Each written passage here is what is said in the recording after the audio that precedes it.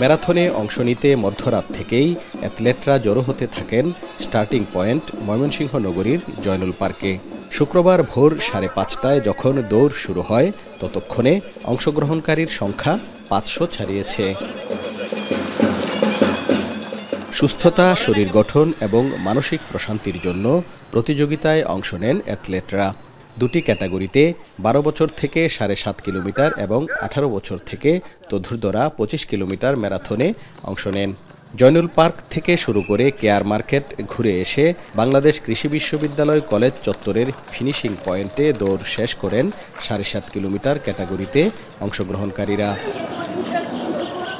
25 কিলোমিটারের অ্যাথলেটরা সুতিয়াখালী, ভাবখালী এলাকা ঘুরে এসে ফিনিশিং পয়েন্ট স্পর্শ করেন।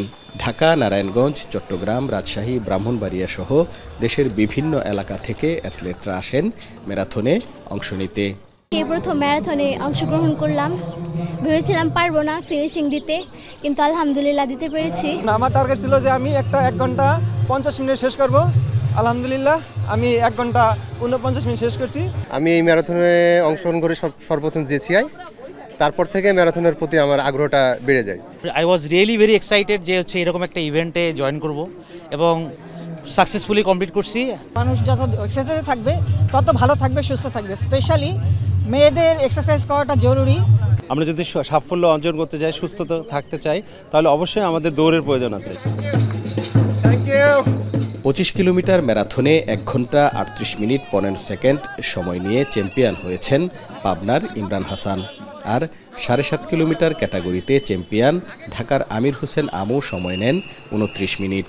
বিজয়ী অ্যাথলেটরা জানান, ময়মনসিংহের সবুজে ঘেরা সড়ক এবং প্রকৃতির মাঝে দৌড়ানোর অভিজ্ঞতা ছিল অনন্য।